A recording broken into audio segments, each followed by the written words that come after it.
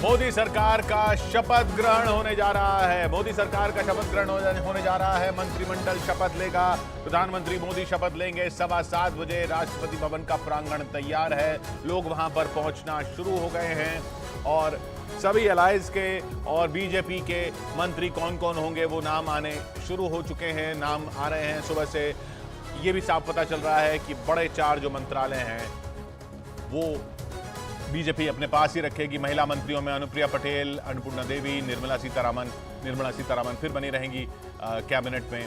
ये सब खबरें आ रही हैं। उधर रक्षा खर्च से महाराष्ट्र से मंत्री बन सकती हैं। ये महिला चेहरे हो सकते हैं मंत्रिमंडल में, जो होने जा रहे हैं मंत्रिमंडल में, जिनकी तस्वीरें आप देख रहे हैं इस वक्त। सावित्री ठाकुर मध्य प्रदेश से, शोभा करांदलाजे महाराष्ट्र से, रक्षा खर्च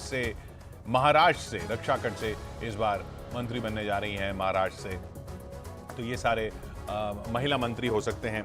इसके अलावा जो बड़े नाम हैं वो बरकरार रहेंगे, यानी 4 जो बड़े मंत्रालय हैं वो बीजेपी के पास रहेंगे, ये साफ है। अमित शाह रहेंगे, राजनाथ सिंह रहेंगे, निर्मला सीतारामन रहेंगी, एस जयशंकर रहेंगे। मंत्रालय किसको कौन कौन सा मिलता है ये भी आज रात तक शायद साफ हो जाएगा। लेकिन ये साफ है कि कई मंत्री जो हैं वो पिछली बार के बने रहेंगे और नए मंत्री जो हैं वो जुड़ेंगे। जीतनराम मांझी जुड़ जाएंगे हिंदुस्तानी अवाम मोर्चा से, ललन सिंह जेडीयू से, चिराग पासवान लोक जनशक्ति पार्टी रामविलास पासवान से, अनुप्रिया पटेल अपना दल सोनेलाल से, जयंत चौधरी राष्ट्रीय लोक दल से, रामदास आठवले आरपीआई से, एचडी कुमारस्वामी जेडीएस से और रामनाथ ठाकुर भी बनेंगे शामिल होंगे मंत्रिमंडल में। तो ये सारे लोग मंत्रिमंडल में शामिल होने जा रहे हैं। जहां तक एनसीपी के अजीत पवार गुट की बात है, वो मंत्रिमंडल में अभी शामिल नहीं हो रहा है। प्रफुल्ल पटेल ने साफ कर दिया कि वो इसलिए शामिल नहीं हो रहे क्योंकि उनको राज्य मंत्री स्वतंत्र प्रभार ऑफर किया गया था, जबकि वो खुद पहले कैबिनेट मंत्री रह चुके हैं। उन्होंने ये बात नोट करवाई तो बीजेपी ने कहा है कि इस पर संशोधन किया जाएगा, ऐसा प्रफुल्ल पटेल ने बताया। तो अभी वो मंत्रिमंडल में शामिल नहीं होने जा रहे हैं। हमारे साथ बीजेपी से गुरु प्रकाश जी जुड़ रहे हैं और हमारे साथ जेडीयू से सत्यप्रकाश जी जुड़ रहे हैं। गुरु प्रकाश जी, स्वागत आपका। स्वागत नई सरकार का। अब ये नई सरकार का पहला काम कौन सा होने वाला है आपकी नजर में, और आप क्या चाहेंगे पहला काम हो?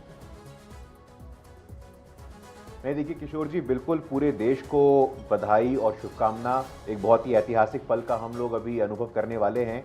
और जैसा कि आप जानते हैं कि 2047 का जो संकल्प विकसित भारत का है, नरेंद्र मोदी जी उसके लिए निरंतर काम कर रहे हैं। और आने वाले 5 वर्ष, बहुत सही कहा आपने, आने वाले 5 वर्ष एक उसका मौलिक आधार, एक जो फाउंडेशन हम लोग कहते हैं विकसित भारत का फाउंडेशन बनाने वाले होंगे, जो मोदी जी ने इसका संकेत हमें पहले भी दिया है। और जहां तक काउंसिल ऑफ मिनिस्टर्स की बात है, बहुत मैं आपके प्रारंभिक प्रबोधन को भी सुन रहा था, पिछले 10 साल का यदि आप आकलन करिए तो सामाजिक संतुलन हो, लैंगिक संतुलन हो, क्षेत्रीय संतुलन हो, हमने देखा एक महिला रक्षा मंत्री बनती है, महिला विदेश मंत्री बनती है, महिला वित्त मंत्री बनती है। बाबा साहेब अम्बेडकर के बाद किशोर जी पहली बार कोई दलित समाज का व्यक्ति केंद्रीय कानून मंत्री बनता है। तो हर प्रकार से समग्रता के साथ, समावेशिता के साथ और सबको प्रतिनिधित्व देते हुए एक ऐसा प्रगतिशील मंत्रालय बनने जा रहा है जिसका हम सब स्वागत करते हैं किशोर जी। गुरु प्रकाश जी, और उधर राष्ट्रपति भवन से हमारे साथ रवि किशन जुड़ रहे हैं। अमन और रमेश वहां पर मौजूद हैं। अमन, बहुत बड़ा विराट भारत, विशाल भारत, रवि किशन जी के साथ अमन चोपड़ा दिख रहा है और देश सशक्त होगा। एक बहुत ही सुंदर दिन है हम सब लोगों के लिए और भारत के लिए। और जब हम बात करें तो लक्ष्मी निवास गोयल भी यहाँ पर, लक्ष्मी निवास मित्तल भी प्रवेश कर रहे हैं। राजन भारती मित्तल हैं, वरिष्ठ अधिवक्ता हितेश जैन है, रवनीत सहगल है, यहाँ पर हमारे साथ सब बैठे हुए हैं। अब दिख रहे हैं इस समय स्क्रीन के ऊपर, आपको हम देख सकते हैं। लेकिन इंटरेस्टिंग है अमन की तीसरी बार मोदी सरकार, पंडित नेहरू के बाद इतना बड़ा इतिहास शायद किसी ने नहीं सोचा होगा। और मुझे लगता है कि आज इस देश के अंदर 60 साल बाद, आप देखिए 1962 और अब एक मतलब इतना बड़ा इतिहास बना है और उस इतिहास के हम साक्षी बन रहे हैं। ये अपने आप में बहुत बड़ी बात है। रवि भाई, पंडित नेहरू के लिए, पंडित नेहरू के बाद नरेंद्र दामोदर दास मोदी कुछ देर में शपथ लेंगे। ये देश का विश्वास है हमारे प्रधानमंत्री पर, उनके कार्यों पर विश्वास है।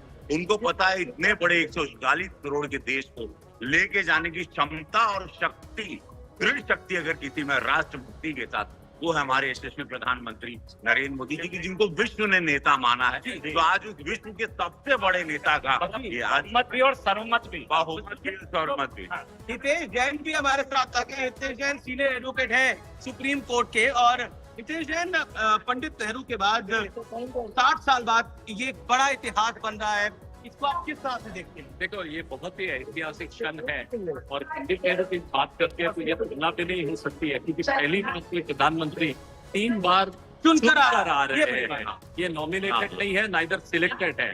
तो ये पहली बार विश्व में ये ऐतिहासिक बात है और इस ऐतिहासिक क्षण का अपने आंखों से देखना, मैं अपने आप को गौरवान्वित महसूस करता हूं। अच्छा, जो हिस्ट्री ने जिक्र किया ना, वो बताना इसलिए जरूरी है रवि भाई। जितने भी प्रधानमंत्री नरेंद्र मोदी आजाद भारत के पहले और इकलौते नेता हैं कि पहली बार जब प्रधानमंत्री बने वो सिलेक्टेड नहीं थी, जिसका जिक्र उन्होंने किया। अब वो गूंगी गुड़िया, सिंडिकेट, इंदिरा गांधी, राजीव जी को जेल सिंह, यानी सबसे पहले नेहरू जी को, तो फिर वो पटेल जी को जो बहुमत था उसके बावजूद जो नहीं लिया गया। गांधी जी ने पंडित नेहरू को तो एक वोट नहीं पड़ा था, सरदार वल्लभ भाई पटेल को वोट पड़े।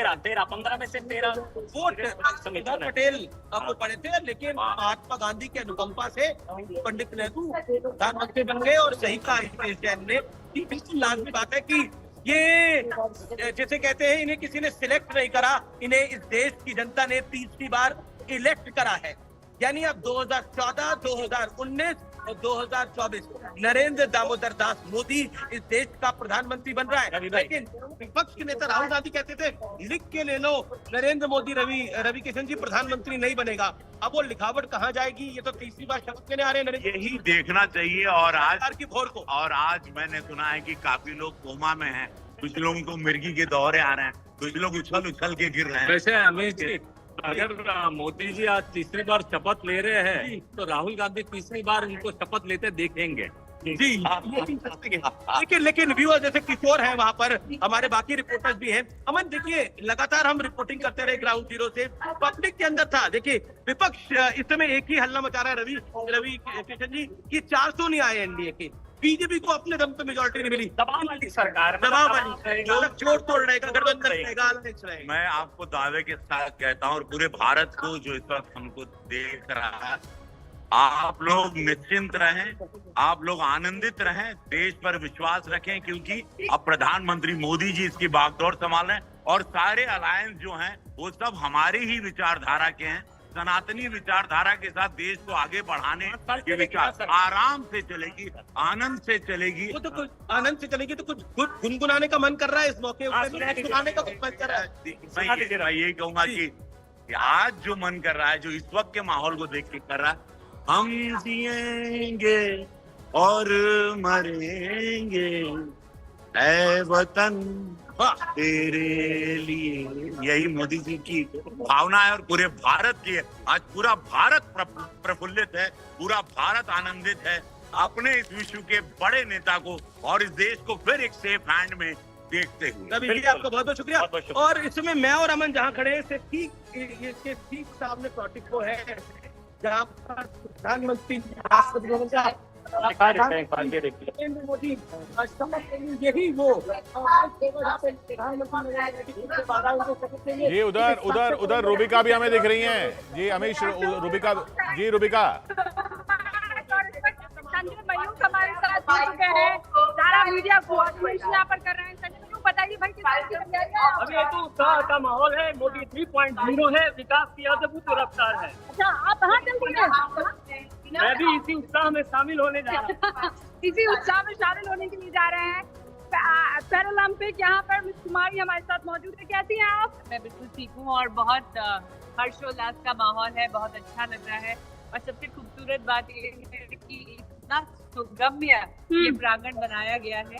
अगर एक दिव्यांग जन का यहाँ पे न्योता है, सम्मान है, एक बीजेपी सदस्य होने के नाते, राष्ट्र की खिलाड़ी होने के नाते, और गर्व है कि हमें हमारे मेडल का इतना बड़ा एक इज्जत अफजाई की गई है। और व्हीलचेयर एक्सेसिबिलिटी को देखते हुए बहुत ज्यादा सोच विचार करते, अगर आपकी इजाजत हो, बाकी जगह चेयर है, लेकिन व्हील चेयर की भी यहाँ पर किस तरीके से पोजीशनिंग की गई है, आप उसे समझिए।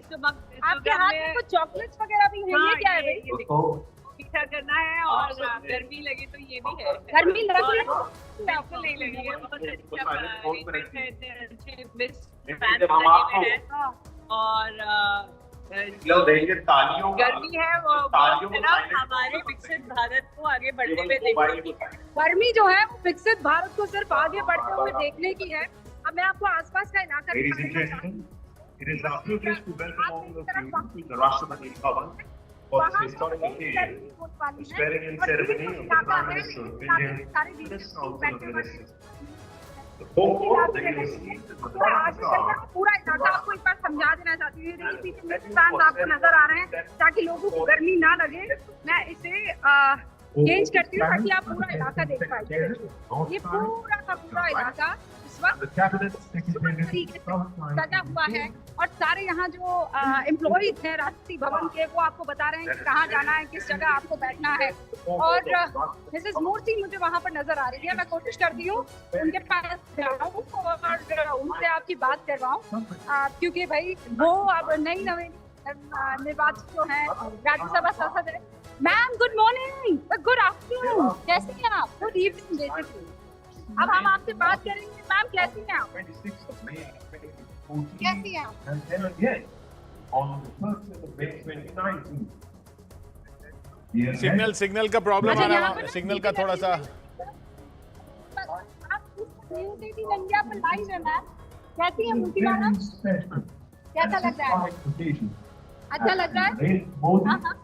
अच्छा वो नमस्कार करते हुए बाकी सारे गेस्ट उनको नजर आ रही हैं